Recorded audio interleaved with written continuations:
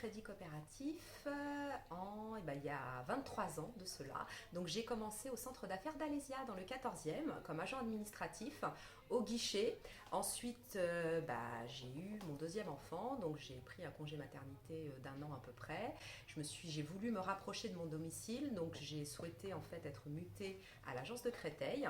Et Ok. c'est à partir de là, de l'agence de Créteil, que j'ai démarré mon premier mandat de délégué du personnel. J'ai eu la chance de pouvoir rencontrer de vrais militants qui m'ont beaucoup accompagnée et du coup qui m'ont transmis un certain nombre de leurs compétences.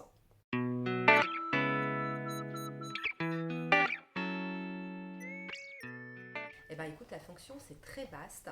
On va dire que on pourrait la comparer à un chef d'entreprise. Voilà. C'est quand même, c'est vrai que le CSE du Crédit Coopératif, on gère quand même une grosse dotation de plus de 4 millions d'euros, donc ce qui veut dire beaucoup de prestations. Donc vraiment le quotidien, on va dire, ça va être surtout la gestion de toute cette prestation, puisque malheureusement, on n'appuie pas sur un bouton et tout fonctionne comme ça par magie. Donc Bien il y a quand sûr. même tout un travail à faire. Il y a tout un travail d'accompagnement à faire aussi et d'organisation du travail au quotidien avec les permanents. Donc j'ai 4 salariés qui me sont rattachés. Donc du coup, moi je suis un petit peu un chef d'orchestre. Donc je chapeaute un petit peu tout ça sur la partie œuvre sociale. Et j'ai l'autre partie, l'autre casquette aussi qui va être plutôt surtout le relationnel avec l'employeur, l'élaboration de l'ordre du jour, la gestion du Hmm. comité d'entreprise, voilà, sur vraiment la partie, on va dire, économique, conditions de travail. D'accord, très clair. Non, parce que voilà, je reviens, mais tu as donc plusieurs casquettes pour ceux qui regarderont l'épisode. Donc tu es secrétaire, tu es délégué du personnel, Délégué syndical, syndical, pardon, voilà, délégué syndical. délégué syndical, je suis délégué syndical de branche, Voilà. puisque nous dépendons au niveau du crédit coopératif de la convention collective de la branche Banque Populaire. Donc il y a aussi des délégués syndicales de branche qui négocient au niveau de la branche, donc j'en fais partie à mi-temps. Et je suis aussi conseiller prud'homal.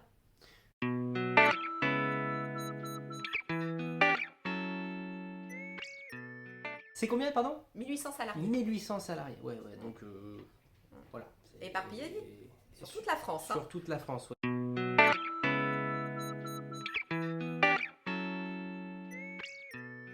Eh ben déjà, le premier conseil que je peux donner, c'est ne jamais baisser les bras. Parce que c'est difficile, mais il faut jamais baisser les bras et ne jamais se laisser intimider, puisque souvent, malheureusement, Ça, on c'est le va, premier conseil que tu donnes, voilà, vraiment. c'est vraiment le premier D'accord. conseil.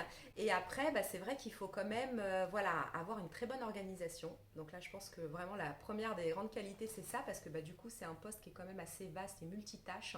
Donc il faut quand même être assez organisé. Hmm. Et ensuite, comme autre qualité, je dirais qu'il faut aussi avoir beaucoup d'empathie. En tout cas, me concernant, moi, c'est vraiment ce que j'accorde le plus. J'estime que si on n'a pas d'empathie à l'égard de ses collègues, il me semble difficile d'exercer en tout cas cette fonction.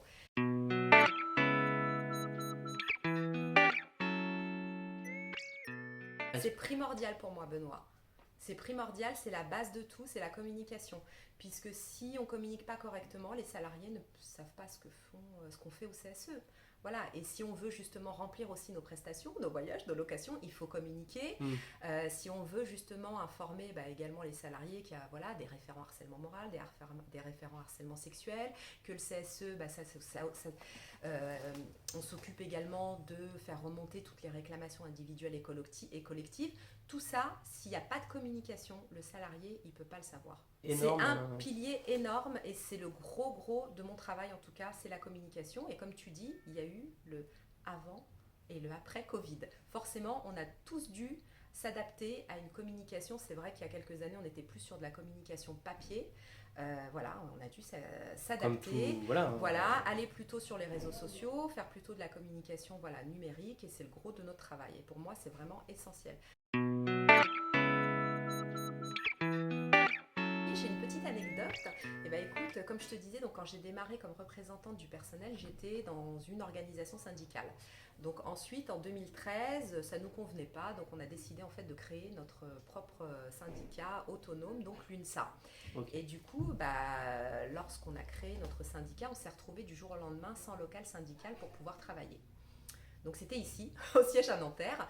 Donc du coup, on s'est creusé la tête, mais comment on va faire? Voilà, on n'a pas du tout, on n'a rien, on ne peut pas s'installer, on ne peut pas travailler. Donc du coup, on a pris tout notre matériel, donc notre ordinateur, tous nos dossiers, et on s'est installé là où je t'ai reçu tout à l'heure, dans le hall d'accueil, où tu as 2 beaux fauteuils. D'accord, ok. Donc on a mis nos ordinateurs, on a mis nos gros dossiers, on avait imprimé des grandes affiches en mettant syndicat sans domicile fixe, et on s'est dit, on va rester là.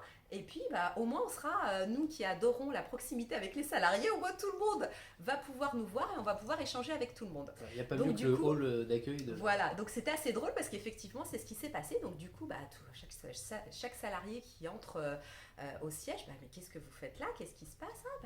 C'est nos nouveaux bureaux, on n'a pas de bureau. En fait, tu étais précurseur du travail hybride. C'est ça, exactement. Bien avant, Donc du coup, évidemment que ça n'a pas duré longtemps. Donc l'employeur, tu te doutes qu'après quelques minutes, quand il nous a vus là, il nous a attribué un bureau. Mais bon, c'était assez drôle parce que du coup, voilà, ça nous a permis de vraiment voir un certain nombre de salariés. C'est assez rigolo.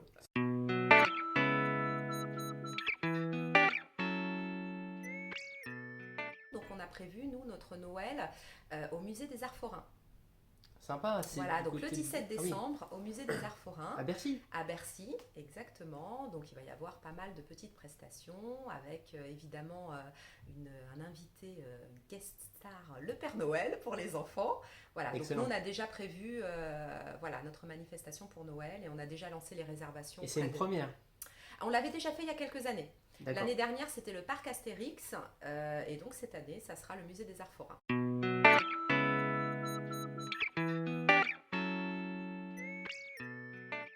Oui, une recommandation d'un film que j'ai vu hier, Un autre monde, avec Vincent Lindon, qui est magnifique. J'adore Lindon. Voilà, et c'est vraiment un film qui est porté en fait sur un petit peu ce qui se passe aujourd'hui dans nos entreprises.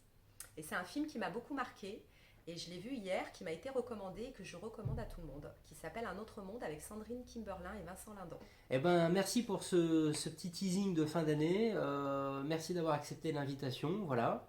Je t'en prie, Benoît, merci à toi. En tout cas, ça a été un plaisir. Et puis l'équipe est super chaleureuse. Voilà. Donc merci beaucoup et à très bientôt Benoît. sur les réseaux. Merci, bonne continuation à toi.